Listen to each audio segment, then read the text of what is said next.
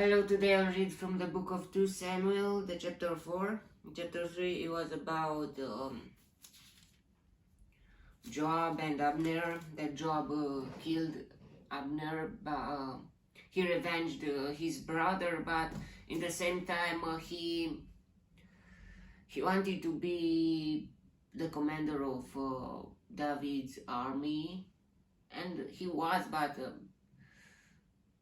I think, yeah, he wanted that function too, that title, and he didn't like that anyone else to take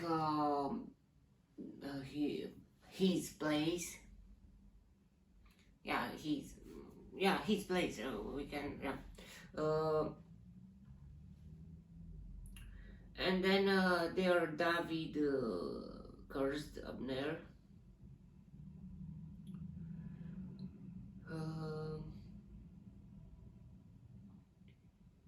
I don't know, was it okay or not to curse someone?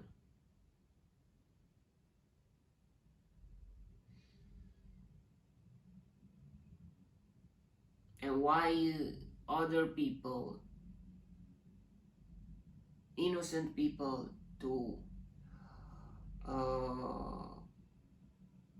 suffer from the mistake of Joab? I mean, their children or their grandchildren, his, not their. Yeah, the curses are not okay if it's about. No one should suffer from the sin of their father, of their grandfather, or of everyone. If we see what is right, everyone should suffer from its from his own sin. But Jesus Christ died for our sins, and if we recognize him and if we listen to Jesus, we can be redeemed. We can be saved from our sins. Now let's see what's happening in the chapter 4.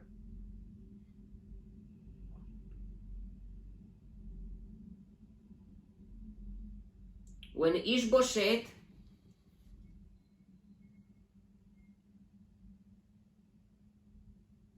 I don't know how much he will survive without Abner.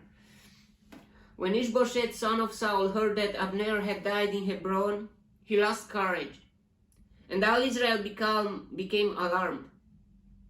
Now Saul's son had 2 men who were leaders of raiding bands.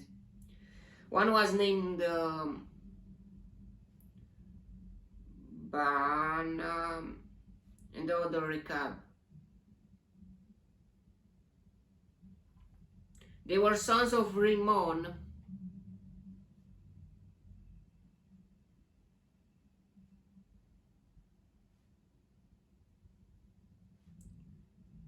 the Beerothite,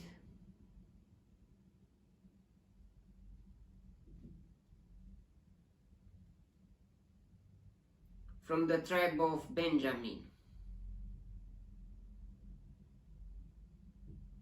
Beeroth is considered part of Benjamin because the people of Beeroth fled from Gittaim and have lived there as aliens to this day.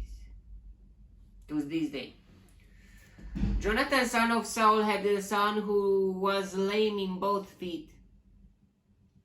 Wow, even Jonathan had a son.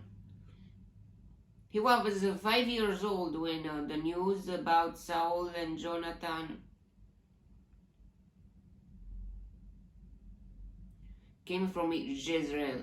His nurse picked him up and fled, but as she hurried to leave, He fell and became crippled. His name was Ish-Boshet.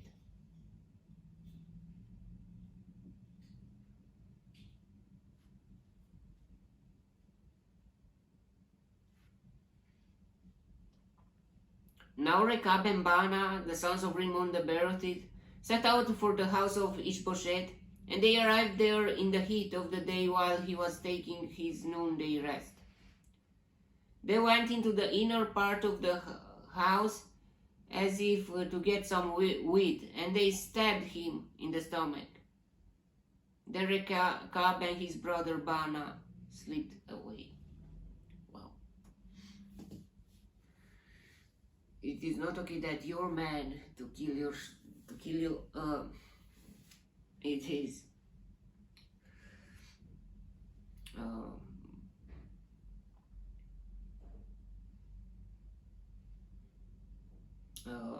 They had gone into the house while he was lying on the bed in his bedroom.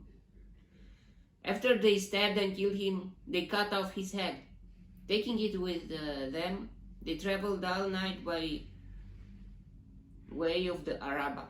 They brought the head of Ish-Boshet to David at Hebron and said to the king, "Here is the head of Ish-Boshet,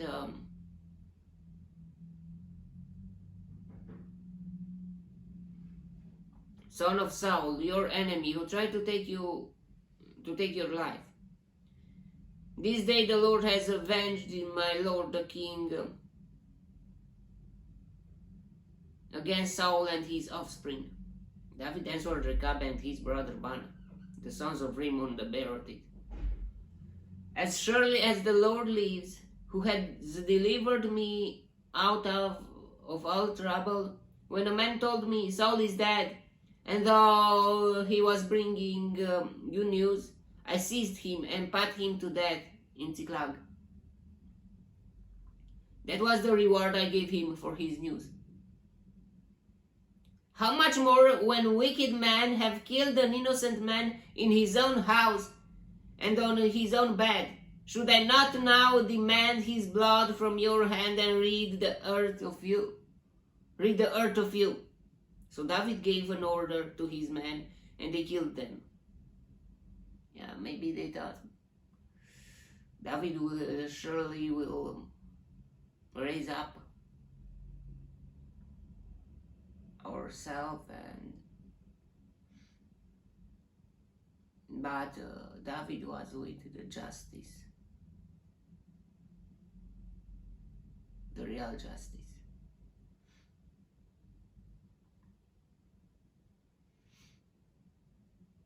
They cut off their hands and feet and hung the bodies by the pool in Hebron. But they took the head of Ish-Boshet and buried it in Abner's tomb at Hebron.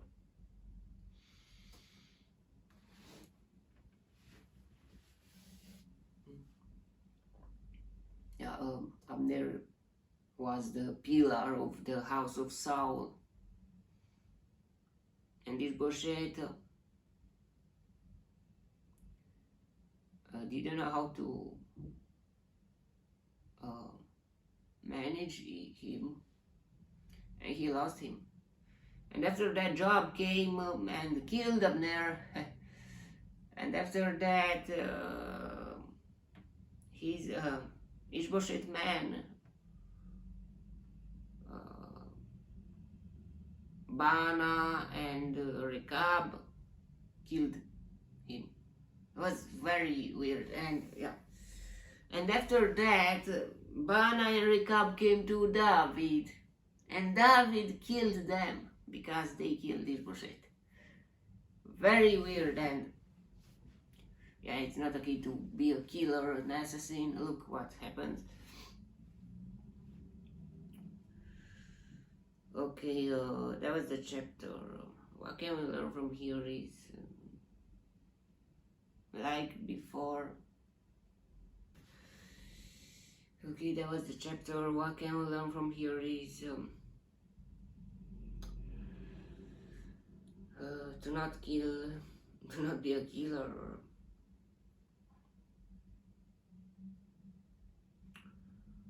Do not think that if we do some they thought that they were doing something good, but in a way that it was a bad thing. And why? I mean, why it was good? I mean, well, Ish-Boshet was innocent.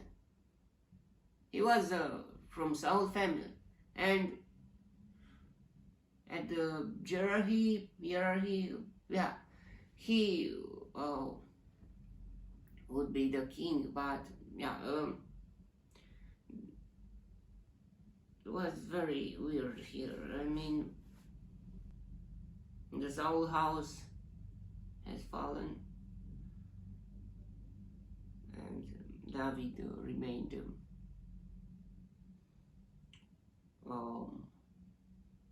We will see what's happening in the next chapter. Okay, that was the chapter. May the God bless me, protect me, and delight me in the next chapter too. And if you want to listen me there too, God bless you all and goodbye.